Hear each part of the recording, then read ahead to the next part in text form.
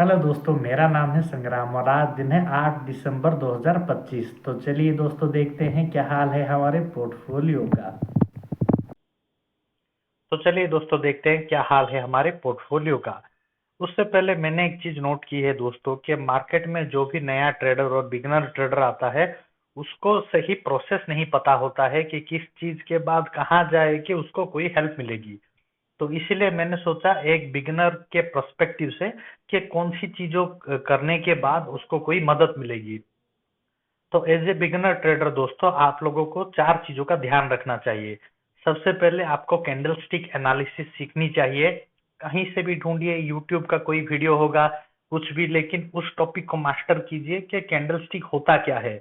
उसके बाद होता है दोस्तों हमारा फंडामेंटल और टेक्निकल एनालिसिस। उसमें क्या होता है दोस्तों, उसमें आपको फंडामेंटल में पी रेशियो और सारी चीजें, फंडामेंटल प्रमोटर होल्डिंग्स होती है, वो सब चीजों का ज्ञान होता है फंडामेंटल एनालिसिस में। और टेक्निकल एनालिसिस में हो गया हमारा आरएसआई, हो गया मैकडी, हो गया मूविंग एवरेजेस का ज्ञान हो गया। वो आप लोगों को सीखनी चाहिए दोस्तों सेकंड में। थर्ड में दोस्तों आप लोगों को साइकोलॉजी सीखनी चाहिए मार्केट के बारे में कि एक्चुअली मार्केट में ऐसा हम कैसे सोचे या कैसा परसेप्शन बनाए कि एक्चुअली पैसा बने।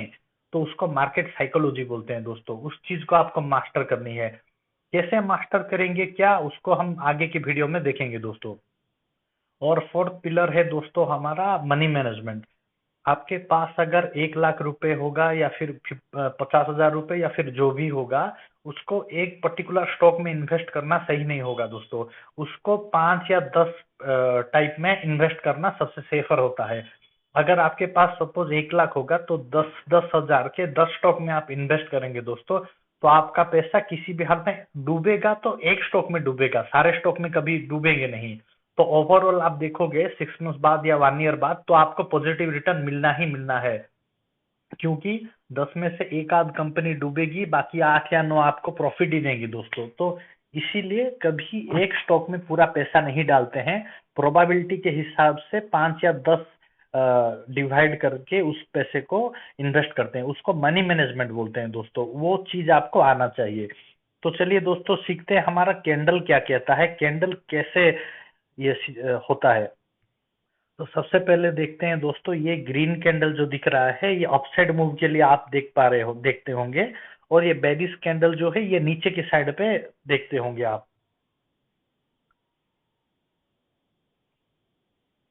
तो ये देखिए दोस्तों, ये कैंडल, ये एक रेड कैंडल है और ये हमारा एक ग्रीन कैंडल है।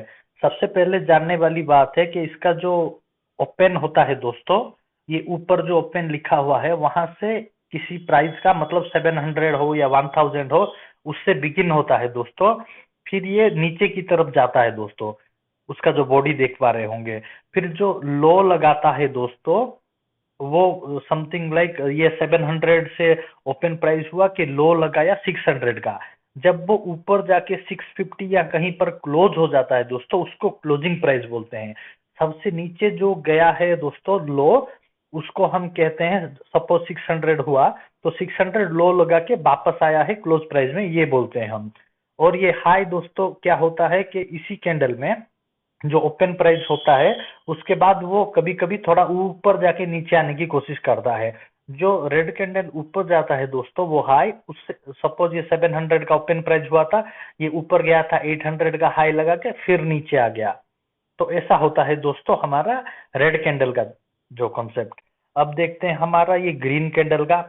ग्रीन कैंडल का ओपन प्राइस होता है दोस्तों, सपोज हम सोच लेते हैं कि हमारा 700 से ओपन हुआ, फिर वो थोड़ा लो चला गया 600, सपोज ये नीचे चला गया 600।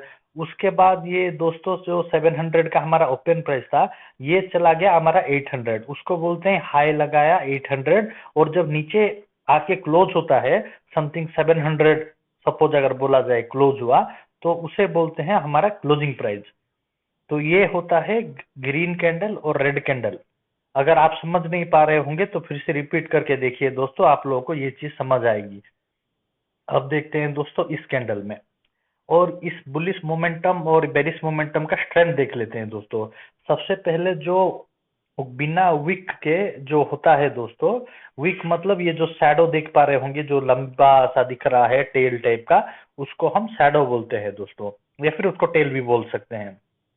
अगर उसके ऊपर या नीचे कुछ नहीं हुआ और पर्टिकुलर एक ग्रीन कैंडल बना हुआ है तो उसको एक सबसे मोस्ट बुलिश कैंडल बोलते हैं दोस्तों। और उसके बाद ये जो बुलिश स्ट्रेंथ दिखा रहा है हमारा अगले वाला, छोटा सा नीचे देख पा रहे होंगे सेकंड कैंडल में ग्रीन वाले में थोड़ा सा नीचे आया हुआ है और ऊपर चला गया है, तो उसको हम सेकंड मोस्ट बुलिश कैंडल बोल सकते हैं दोस्तों। अगर ये ऊपर वाले में एक शैडो है और नीचे वाले में शैडो है और बीच में ग्रीन कैंडल अच्छी खासा मतलब वॉल्यूम पकड़ के बैठा है, तो उसको हम थर्ड मोस्ट बुलिश बोल सकते हैं। उसके बाद फोर्थ में देख पा रहे होंगे कि उस इस ग्रीन कैंडल में उसका बॉडी का जो साइज है वो छोटा हो जा रहा है और आगे और पीछे का टेल लंबा हो जा रहा है, उसको हम कंफ्यूजिंग कैंडल भी बोल सकते हैं दोस्तों, ये थोड़ा कम बुलिश है। उसके बाद जो बड़ा सा एक टेल देख पा रहे होंगे, उसके बाद ये छोटा बॉडी है, उसका मतलब होता है ये कम बुलिश है, ऊपर से सेलिंग प्रेशर की वजह से नीचे आके क्लोज हो गया है दोस्तों। और ये फिफ्थ वाला जो कैंडल देख पा रहे होंगे, बड़ा सा टेल उसके बाद बहुत छोटा सा ग्रीन कैंडल, तो उस इसका मतलब ये है कि ऊपर से जब सेलिंग प्रेशर आता है तो उसको क्लोज करने में छोटा सा ग्रीन बॉडी बन जाती है दोस्तों। वो इसे बोलते हैं हमारा लीस्ट बुलिश कैंडल, जो कि सबसे छोटा वाला होता है। तो देखते हैं दोस्तों, ये बेरिस कैंडल में भी वो सेम थ्योरी अप्लाई होता है। बेरिस कैंडल में भी बिना ऊपर या नीचे के कोई विक के जो कैंडल बनता है उसको हम मोस्ट बुलिश कैंडल होता है दोस्तों। उसके बाद ये जो सेकंड में देख पा रहे होंगे, उसका नीचे एक विक बना हुआ है और क्लोज हो गया है, ये सेकंड मोस्ट बेरिस कैंडल है दोस्तों। थर्ड वाले में देख पा रहे होंगे ऊपर और नीचे थोड़ा थोड़ा वीक है, उसको मीडियम साइज का मतलब ज्यादा बेरिश नहीं है। उसके बाद जो आप देख पा रहे होंगे ऊपर भी टेल है नीचे भी टेल है, उसका बॉडी साइज छोटा हो गया है, उसको बोलते हैं हम कंफ्यूजिंग कैंडल बोलते हैं, या फिर इनडिसिजिव कैंडल भी कभी कभी बोलते हैं। उसका मतलब ये है कि ऊपर जाएगा नीचे जाएगा, वो कंफ्यूज है अभी उस कैंडल। और आप देख पा रहे होंगे फोर्थ वाले में जो बड़ा सा एक टेल ऊपर वाले में दिया हुआ है शैडो और नीचे छोटा बॉडी बन गया है दोस्तों, इसे कहते हैं हम जो बेरिस के ज्यादा बेरिस नहीं है ये कैंडल। और इसके बारे में उस इसके बाद आप देख पा रहे होंगे लास्ट वाले में ऊपर और नीचे टेल है दोस्तों, और बीच में जो बॉडी बनी हुई है बहुत छोटा सा बॉडी बना हुआ है, इसे हम लीस्ट बुलिश कैंडल बोल सकते हैं, लीस्ट बेरिस कैंडल बोल सकते हैं दोस्तों। तो ऐसे होता है कैंडल का अपसाइड या डाउन साइड का थ्योरी। अभी आप कैंडल को देख के जज कर पा रहे होंगे कि मार्केट में कौन सा कैसा सेंटीमेंट है, ये ऊपर जा सकता है नीचे आ सकता है। एक पर्टिकुलर कैंडल से आपको अगले वाले कैंडल क्या हो सकता है ये पता चलेगा दोस्तों। तो ये है कैंडलस्टिक थ्योरी दोस्तों। तो आप लोगों को कैंडल स्ट्रेंथ के बारे में इतना पता होना जरूरी है। तो चलिए दोस्तों, अगले वाले पार्ट में हम देखेंगे कि हमारा अगले वाले पार्ट में हम लोग मार्केट का जो फंडामेंटल और टेक्निकल एनालिसिस देखेंगे दोस्तों। एक दिन में आप ज्यादा डाइजेस्ट नहीं कर पाओगे, इसलिए एक चीज एक दिन में देख लेते हैं। इसके बारे में आप और ज्यादा रिसर्च करिए, और इसके बारे में जब यूट्यूब के वीडियो हैं फ्री में, कोर्स किसी कोर्स सेलर को कोई पैसा मत दीजिए दोस्तों, क्योंकि आपको जितना पैसा दोगे उतना पैसा मार्केट में लगाइए। ज्ञान फ्री है, यूट्यूब से हो कहीं से हो, बुक रीड कीजिए और ये सारी चीजें कलेक्ट कीजिए दोस्तों। कैंडल स्टिक के बारे में मैंने आप लोगों को जितना बताया, आप यूट्यूब में बाकी सर्च कीजिए, तो आज आप 1 घंटा लगाइए और यूट्यूब का सारा वीडियो छानिए, और उससे इससे ज्यादा आपको पता चलेगा कि एक्चुअली कैंडल थ्योरी कौन कौन सी चीजों में कैसे कैसे बैठती है। तो आप कैंडल स्टिक के बारे में थोड़ा और रिसर्च कीजिए। तो ये पहला चीज जो आपको पता होना चाहिए as a beginner, stock market के बारे में एज ए बिगनर आपको ये बेसिक चीज पता होनी चाहिए। तो थोड़ा मेहनत कीजिए दोस्तों, यूट्यूब में बाकी वीडियोस का ढूंढने के बाद ये सब चीजें आपको सिंक होगी, इसीलिए आप ढूंढिए सही से और देखिए। और मैं अगले एपिसोड में कल बताऊंगा दोस्तों आगे कि फंडामेंटल और टेक्निकल एनालिसिस कैसे होता है। तो चलिए दोस्तों, हमारे पोर्टफोलियो का क्या हाल है। चलिए दोस्तों, देखते हैं हमारा पोर्टफोलियो का क्या हाल है। क्या हाल है हमारे पोर्टफोलियो का। सबसे पहले दोस्तों देखते हैं हमारा जीरोधा का ट्रेडिंग अकाउंट। तो जैसे कि देख पा रहे होंगे दोस्तों, आज हमारा निफ्टी 237 पॉइंट नीचे गिरा हुआ है 0.34 के करीब। और ये हमारा निफ्टी 50 भी थोड़ा गिरा हुआ है 0.2 से 0.3 के करीब, 60 से 63 पॉइंट का गिरा हुआ है। और ये हमारा आज विम्प्लास्ट थोड़ा फ्लैट है, एलटी फूड्स भी थोड़ा घटा हुआ है, और पीरामल फाइनेंस 1 से 2% का गिरा हुआ है दोस्तों। यूपीएल फ्लैट है दोस्तों, टाटा स्टील भी फ्लैट है, और वेदांत हमारा 0.2 के करीब बढ़ा हुआ है। जनरल इंश्योरेंस हमारा 1% के करीब गिरा हुआ है। पीएफसी हमारा फ्लैट है दोस्तों। टाटा मोटर पैसेंजर व्हीकल हमारा 0.2 के करीब बढ़ा हुआ है। और ये हमारा टाटा मोटर कमर्शियल व्हीकल दोस्तों फ्लैट है। तो देखते हैं दोस्तों हमारा क्या हुआ है आज पोजीशंस। ये हमारा वेदांत सिर्फ 2700 से 2800 के करीब बढ़ा हुआ है, और बाकी दोनों नेगेटिव है दोस्तों। ये पीएफसी हमारा 10% के करीब नेगेटिव है, और ओएनजीसी 4% के करीब नेगेटिव है दोस्तों। तो चलिए दोस्तों देखते हैं हमारे अगले वाले पोर्टफोलियो में।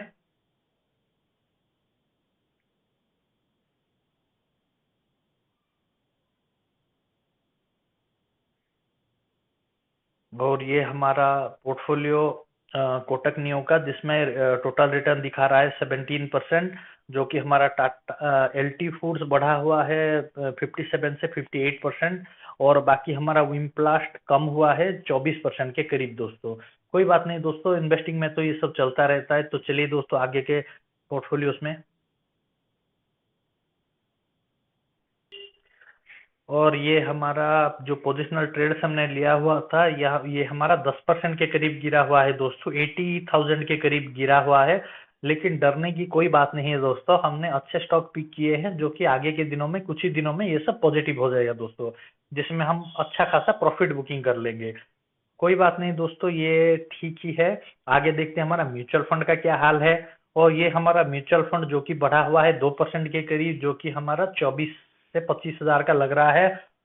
तो ठीक है दोस्तों, म्यूचुअल फंड तो एटलीस्ट बढ़ा हुआ है, कोई बात नहीं। जब मार्केट थोड़ा बुलिश होगा तो सब सही हो जाएगा।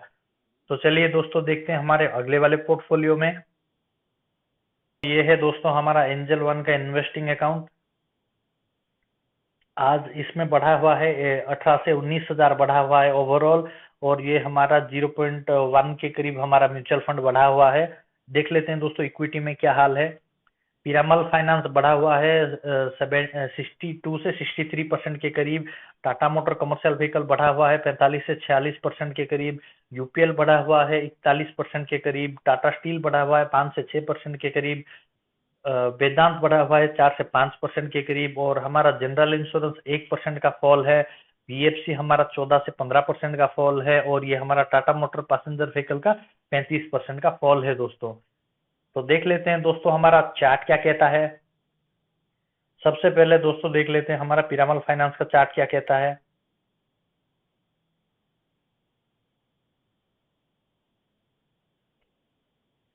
और ये हमारा पीरामल फाइनेंस का मंथली कैंडल दोस्तों, जो कि थोड़ा इनडिसिजिव कैंडल की तरह लग रहा है। आगे के कुछ दिनों में पता चलेगा कि ये बेरिश है या बुलिश कैंडल दिखा रहा है। और ये टाटा मोटर कमर्शियल व्हीकल का चार्ट, जो कि हमारा ये बुलिश कैंडल दिखाने की कोशिश कर रहा है दोस्तों। ये अपने मंथली हाई को तोड़कर ऊपर जाने की कोशिश कर रहा है।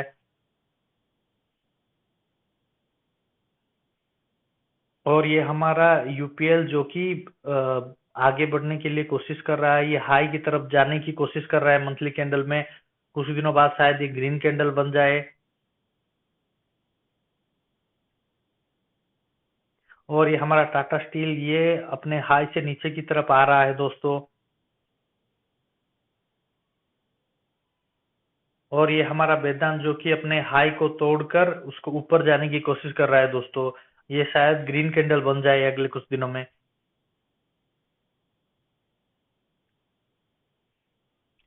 और ये हमारा जनरल इंश्योरेंस, ये आगे की तरफ ये नीचे की तरफ जा रहा है दोस्तों, लेकिन अगले कुछ दिनों में शायद ये ऊपर जाने की कोशिश करेगा।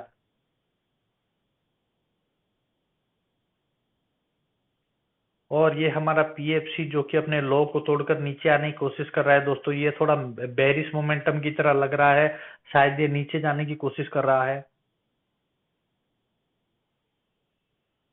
और ये हमारा टाटा मोटर पैसेंजर व्हीकल, जो कि हमारा एक थोड़ा बेरिश कैंडल दिखा रहा है। अगले कुछ दिनों में शायद ये थोड़ा अपसाइड मूव करे। चलिए दोस्तों, देखते हैं हमारा म्यूचुअल फंड का क्या हाल है। छोटा सा म्यूचुअल फंड हमारा ये था 0.7 के करीब ये बढ़ा हुआ है। 0.67 के XI RR दिखा रहा है। कोई बात नहीं दोस्तों, इन्वेस्टिंग में तो ये सब चलता रहता है। देखते हैं